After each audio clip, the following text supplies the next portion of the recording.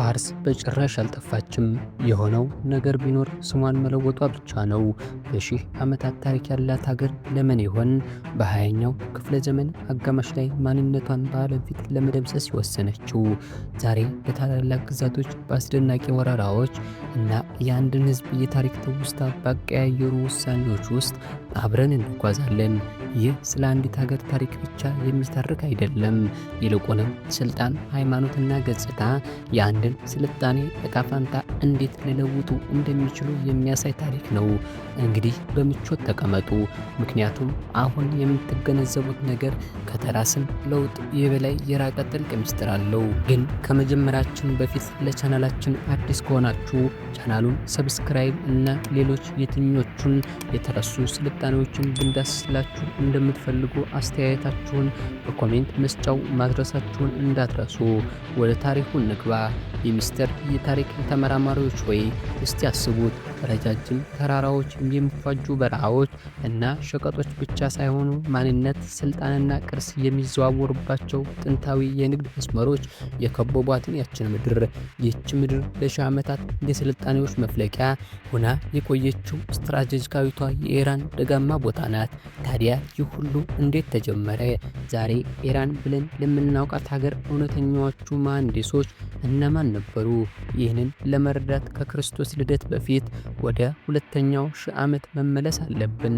ኢንዶ ኢራማውያን በዚህ ጊዜ ኢንዶ አውሮፓዊ ቋንቋዎችን የሚናገሩ ዘላኖች ነበሩ። እነዚህም ከዘመናት በኋላ ላቲን፣ ግሪክ ወይም ደግሞ ፖርቹጋልኛ፣ ስፓኒሽ ቋንቋዎችን ለሚናገሩት የሩቅ ዘመዶች ናቸው። ቋንቋቸው ዛሬ ብዙዎች በስህተት ከኢራን ጋር ከሚያያይዙት ከአረብኛ ጋር ምንም የሚያመሳስለው ነገር የለም። አይደለም። በጥንታዊ የፋርስ ቋንቋ ማደር ማለት እናት፣ ፓዳር ደግሞ አባት ማለት ነበር። ይህም ድምፅ አሁን በላቲን ማ እና ፓርታ የሚሉ ቃላት ውስጥ ይስተጋባል። እነዚህ ዝም ብለው ድምጾች ብቻ አልነበሩም፣ የአንድን የተለየ ጥልቅና ጥንታዊ ባህል ስሮች ነበሩ። ከነዚህ ህዝቦች መካከል ሁለቱ ጎልተው ይታዩ ነበር። እነሱም ሜድስ እና ፋርሶች ናቸው። ሜድሶች ዛሬ ኢራን በምንለው ሰሜናዊ ምዕራብ ክፍል ሰፈሩ። ኃያላንና የተደራጁ ስለነበሩም በፍጥነት በበላይ ኃይል ሆነው ራሳቸውን አቆሙ። በሌላ በኩል ፋርሶች ደግሞ ፓርስ ተብሎ በሚጠራው ደቡባዊ ክፍል ሰፈሩ። የፋርስ ስምም የመጣው ከዚህ ሆነው። ቦታው ለምና ስትራቴጂካዊ ቢሆንም በመጀመሪያ ላይ ያንን ያህል ኃያል አልነበረም። ይህ ህዝብ የታሪክ ሂደት ለዘላለም ይለውጣል ብሎ ማንም ሊገምት አልቻለም ነበር። በዚያን ጊዜ ፓርስ የሚለው ስም ለተወሰነ ጂኦግራፊካዊ አካባቢ የተሰጠ መጠሪያ ብቻ ነበር። መላውን ክልል አይወክልም ነበር። ይባስ ብሎ ደግሞ አንድ ሙሉ ስልጣኔ አይገልጽም ነበር። የስልጣኑ እውነተኛ ማዕከል ሜድሶች ነበሩ። በዚያ የዓለም ክፍል የመጀመሪያው ግዙፍ ግዛት መሰረቱ። ይህም የሆነው የፋርስ ስም በባዕድ አገራት ቤተ መንግስት ከመሰማቱ ወይም በታሪክ መጽሐፍት ላይ ከመስፈሩ ረጅም ጊዜ በፊት ነበር። ነገር ግን ነገሮች ሊለወጡ ነበር። በእነዚያ ተራራዎችና ሜዳዎች መካከል ምኞቱ የቀደሙትን መዋቅሮች የሚያፈራርስ አንድ ሰው ተወለደ። ከተከፋፈሉ ጎሳዎች ባሻገር የሚመለከትና ከዚህ በፊት ታይቶ የማይታወቅ አንድነትን ያለመ መሪ። ስሙ ኩሮሽ ይባላል፣ ወይም ዓለም እንደሚያውቀው ታላቁ ቄሮስ። በእሱ አማካኝነት መሬትን ብቻ ሳይሆን ልብን ለመግዛት የደፈረውን የመጀመሪያውን ግዛት ዘመን ተጀመረ። እነ እስክንድር፣ ናፖሊዮን ወይም ጀንጊስ ካን ዓለምን ለመቆጣጠር ከማለማቸው በፊት ይህንን አስቀድሞ ያደረገውንና በልዩ መንገድ የከወነውን አንድ ሰው ነበር። የጥንት የቅርብ ምስራቅ ግዛቶች አገዛዛቸውን በብረት ጡጫ በጥፋትና በስደት ሲጭኑ፣ ታላቁ ቄሮስ ግን ግዛቱን በድንቅ ሀሳብ ላይ ገነባ። እሱም በክብር ማስተዳደር የሚል ነበር። ሜድሶችን ድል ካደረገ በኋላ ቄሮስ ህዝቦች ከማስተባበር ያለፈ ስራ ሰራ። እርሱም መሰረተ ፍርሃትን ከመዝራት ይልቅ ታማኝነትን የሚያለመልም አካሚኒት የተባለውን የፖለቲካ መዋቅር መሰረተ። አንድ ወጥ ቋንቋ ወይም ሃይማኖት ባህል ከመጫን ይልቅ የተሸነፉትን ህዝቦች አምልኮ ቦታዎችን መጠበቅ፣ አመልክቶቻቸውን አከበረ፣ ባህላቸውም እንዲዳብብ ፈቀደ። ለምሳሌ በባቢሎን በስደት ለነበሩት አይሁዳውያን እሱ ወራሪ ሳይሆን ነፃ አውጫቸው ነበር። ለባቢሎናውያን ደግሞ ጠላት ሳይሆን በአምላካቸው ማርዱክ የተመረጠ አዲስ ነበር። ቄሮስ ራሱን የፋርስ አምላክ መልእክተኛ አድርጎ አላወጅም። ይልቁንም በብልሃት አካባቢውን አማልክት መርጦታል። ይህን ዘዴው በሚያስደንቅ ሁኔታ ውጤታማ ሆነለት። በቄሮስና በሱ ተተኪዎች በተለይም በታላቋ ዳሪዮስ ቀዳማዊ ዘመን የፋርስ ግዛት ከኢንደስ ወንዝ ዳርቻ እስከ ኤጂያስ ባህር ከግብፅ እስከ መካከለኛው እስያ ድረስ ተንሰራፋ። ባላነሰ ከአንድ ክፍለ ዘመን ውስጥ የጥንቱን ዓለም ታላላቅ ግዛቶች ዋጠው፣ ወደ ግዛታቸው ክፍለ ሀገር ቀየሯቸው። ግብፅ፣ ባቢሎን አንድ ጊዜ ታሪክን ይገዙ የነበሩት እነዚህ ስሞች አሁን ለፐርሲፔልስ ማደር ጀመሩ። ነገር ግን ስኬታቸው የቆዳ ስፋቱ ብቻ አልነበረም። ይህን ግዛት በሺዎች የሚቆጠሩ ማይሎች የሚያገናኝ ሰፊ መንገድ መረብ ዘርግቶ ነበር። እንደ መብረቅ የፈጠነ የመልእክት ልውውጥ ስርዓት፣ እንዲሁም ከመቆጣጠር ባለፈ የሚያስተዳድር የሚመዘግብና የሚደራደር ቢሮክራሲ ነበራቸው። ይህ የዲፕሎማሲ የስትራቴጂና ተግባራዊነት ነጥብ ነበር። ታሪክ ጸሐፊው ሎይድ ሊዊን ጆንስና ሌሎችም ያለምንም ጥርጥር የዓለማችን የመጀመሪያዋ ልዕለ ኃያል ወይም ሱፐርዌር ሀገር ይሏታል። ይሁን እንጂ በባህል አክብሮትና በማዕከላዊ ስልጣን መካከል ያለው ሚዛን በጣም ስስ ነበር። ልክ በግዛቱ ላይ እንደተወጠረ ገመድ ለመበጠስ አንዲት ግፊት ወይም ሰይፍ ብቻ ይበቃው ነበር። ያ ግፊትም እስክንድር በሚባል ምኞት የገፋው ወጣት እየተመራ ከምዕራብ መጣ። ሊከሰት የነበረው ነገር ተራ ጦርነት ብቻ አልነበረም፣ በሁለት ዓለማት መካከል የተደረገ ግጭት እንጂ። ከክርስቶስ ልደት በፊት በ334 ዓመተ ዓለም አነስተኛ ቢሆንም በሚገባ የሰለጠነ ጦር ሄሌስፖን አቋርጦ ወደ ምስራቅ አመራ። ጦሩ የሚያመራው ዕድሜው ገና 30 ያልሞላው ወጣት የመቄዶንያ ንጉሥ ነበር። ስሙ እስክንድር ቢሆንም ዓለም ግን ታላቁ እስክንድር ብላ ትጠራዋለች። ዓላማው ግዛቶችን መቆጣጠር ብቻ አልነበረም። እሱ ዋነኛ ዓላማ ለግሪክ ለመበቀር፣ ፋርስን ለማዋረድና ምናልባትም ራሱን የዓለማችን የታሪክ አንድ ክፍል ማድረግ ያለመ ነበር። እሱም እንደተመኘው ሆነለት። በተከታታይ ወሳኝ ውጊያዎች ግራኒክስ፣ ኢስ እና በመጨረሻም ጋዋሚላ የፋርስ ጦር ድባቅ ተመታ። ለዘመናት ግማሹን ዓለም ሲገዛ የነበረው አካምኒድ ግዛት እንደ አምላክ የመሆን ምኞት ባለው ወጣት ጥቃት ወደቀ። ነገር ግን የሚገርመው ነገር የእሱ እድል አልነበረም፣ ከድሉ በኋላ ያደረገው ነገር እንጂ። እስክንድር ፋርስን አላጠፋትም፣ ከካርታም ላይ አልደመሰሳትም። እንደ ንቃት አጠናት በሆነ መልኩ ራሷ እሷን የሆነ የፋርስ እልልቶችን አገባ። የምስራቃውያንን ልብስ ለበሰ፣ የዞሮአስትራውያን ስርዓትን ተከተለ። ራሱንም አካምኒድ ነገስታት ህጋዊ የተተኪ አድርጎ መጥራት ጀመረ። የፋርስ ቢሮክራሲንም አስቀጠለ፣ ለቤተ መንግስቶቻቸውን ገዛ። ይህ ደግሞ ለብዙ ግሪካውያን የማይታለፍ ስህተት ነበር። ጦር ሰራዊት ውስጥ ይህ የፋርስ ባህል መላበስ ማዕበል አስነሳ። በሄኔሊክ እሴቶች ያደጉት ጀነራሎችና ወታደሮች ይህ ድርጊት እንደ ክህደት ታያቸው። የመጡት የፋርስን ለማጥፋት ግሪክን ከምስራቃውያን ቀንበር ነፃ ለማውጣት አልነበረም። አሁን ግን መሪያቸው በፋርስ ቅንጦት፣ ግርማ ሞገስና መንፈሳዊነት እየተማረከ ይመስላል። ውስጣዊ ውጥረቱ በረታ። አንዳንዶችም ማሴር ጀመሩ። እስክንድር ግን ሰፋ ያለ ራዕይ ነበረው። እንዲህ ያለው ሰፊ ግዛት መግዛት ዝም ብሎ ሰይፉ ብቻ አልነበረም። የልዩ ምልክቶች የህጋዊነትና የውህደት ጉዳይ እንጂ። ምስራቅና ምዕራብ አብረው የሚኖሩበት አንድ ዓለም አቀፋዊ ስልጣኔ የመፍጠር ህልም ነበረው። ምናልባትም ከመቄዶንያ የንጉስነት ያለፈ ክብር ተመኝቶ ይሆናል። ምናልባትም ዘላለማዊ መሆን ፈልጎ።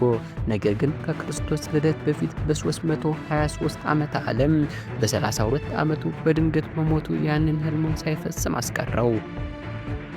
ግልጽ ተተኪ ባለመኖሩም ግዛቱ ዲያዶኒክስ በተባሉ ጀነራሎች መካከል ተከፋፈለ። የቀድሞ የፋርስ ግዛት እምብርት የነበረው ማዕከላዊ ክፍል ከአዛዦቹ አንዱ በነበረው በሱሉክሱ ተተኪዎች በሱሉሲዶች እጅ ወደቀ። ነገር ግን ፋርስ አንድ ጽንሰ ሀሳብ አላጠፋችም፣ ለጊዜውም አንቀላፋች እንጂ። ብዙ ሳይቆይ ግን የጥንቶቹ ነገስታት ቅርስ የራሳቸው እንደሆነ የሚናገሩ አዳዲስ ስርወ መንግስታት ተቀሰቀሱ። እስክንድር ሲሞት ግዛቱ ልክ እንደተሰበረ መስታወት ወዲያውኑ ተበታተነ። ይሁን እንጂ በእነዚያ የተበታተኑ ስብርባሪዎች ውስጥ የፋርስ በህይወት ቆየች። በስሉጁሶች በኋላም በፓርቲያውያን አገዛዝ ስር ጥንታዊ የፋርስ ግዛት ከመፈለግና ከመናፈቅ በዝኖ አያውቅም። ነገስታት ቢለዋወጡም የዚያ ምድር ባህላዊ ልብ መምታቱን አላቆመም። አዳዲስ ፈሪሳውያን ዙፋናቸውን የሚረከቡበት ጊዜ በመጠበቅ ብቻ ነበር የሚያስፈልገው። በዚህ ሁኔታ ሳሳዲኖች ብቅ አሉ። ሁሉም ነገር በተጀመረበት በዚያው በፋርስ ክልል የተወለዱ የአካማዲኖች ቀጥተኛ ወራሾች ነን በማለት ብዙዎች ጥንታዊ ወገኖች በኩራት መለሷቸው። በእነሱ አገዛዝ አሁራ ማዳዛ በሚባለው አምላክ ላይ ያተኮረው የጥንታዊ የፋርስ ሃይማኖት ዞሮአስትሪያኒዝም የመንግስት ሃይማኖት ሆኖ በድጋሚ ጸና። ቤተ መቅደሶች በድጋሚ ተገነቡ፣ ባህል አበበ።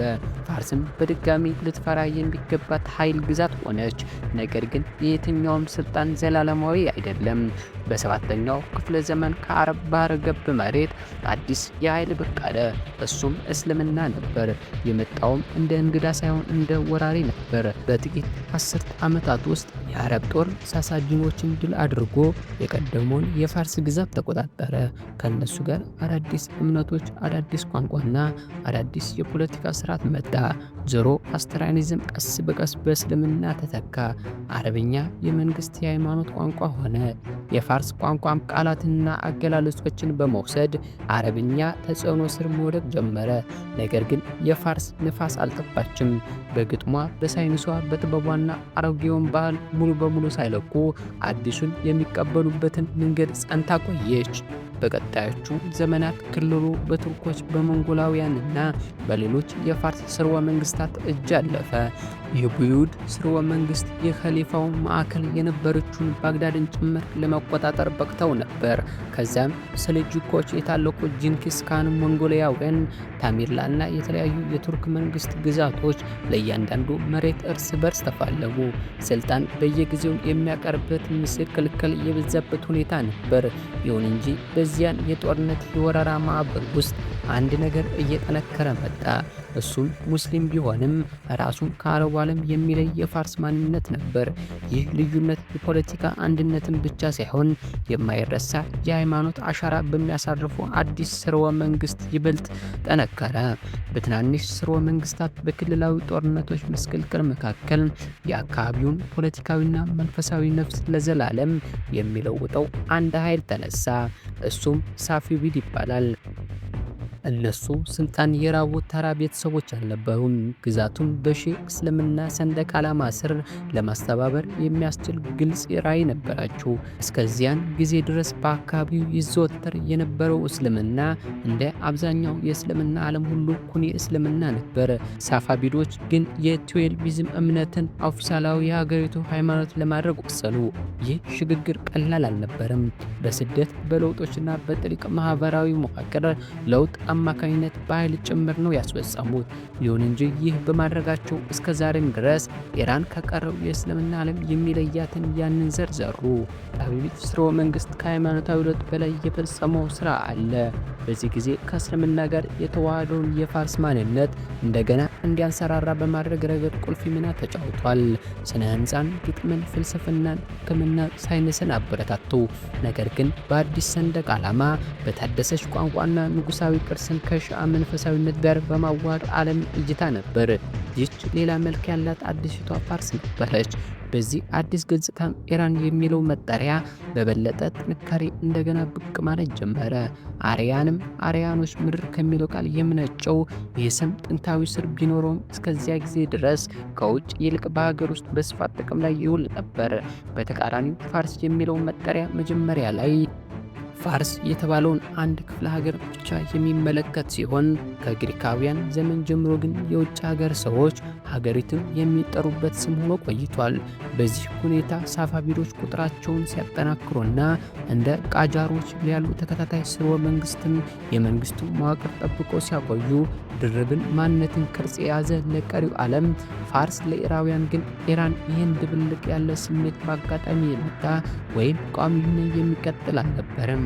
ምክንያቱም በ20ኛው ክፍለ ዘመን ሀገሪቱን ለማዘመንና ከምዕራባውያን ጋር ለማስተካከል የቆረጠው አዲስ ንጉሥ ሲመጣ ያ ድርብ ማንነት በጦርነት ወይም በስምምነት ሳይሆን በዓለም ላይ ላሉ ኤምባሲዎች ሁሉ በተላከለች አንዲት ቀላል ደብዳቤ ተፈታ። ለዘመናት ዓለም ይህችን ጥንታዊ ምድር ፋርስ ብሎ ያውቃት ነበር። ያ ስም ታላላቅ ግዛቶች፣ ውብ ምንጣፎችና ምስጢራዊ ጥቅሞችን፣ የረቀቁ ሳይንሶችን የሚያስታውስ ነበር። ነገር ግን ለብዙ ለብዙ ምዕራባውያን ፋርስ ማለት ባዕድ የሆነን የራቀና የዘቀጠን ነገር የሚገልጽ ነበር። ይህም ብዛቱን ከልክ ያለፈ ቅንጦት፣ አምባገነንነትና የሞራል ውድቀት ያለበት ስልጣኔ አደረገው ከሚመስሉ የግሪክ ትረካዎች የወረሱት ቅርስ ነበር። በዚህ ወቅት ውስጥ ሆኖ በ20ኛው ክፍለ ዘመን የዚያን ጊዜ የኢራን ንጉሥ ዛሬ ሻህ ፓህላቪ ሀገሩን ለማዘመን ካለው ከፍተኛ ምኞት ተነስቶ ስትራቴጂካዊ ምሳሌዎች የሆኑ ውሳኔ ያስተላለፈ። በ1935 ዓመተ ምህረት ለሁሉም የውጭ ኤምባሲዎች ዲፕሎማሲ ማሳሰቢያ ላከ።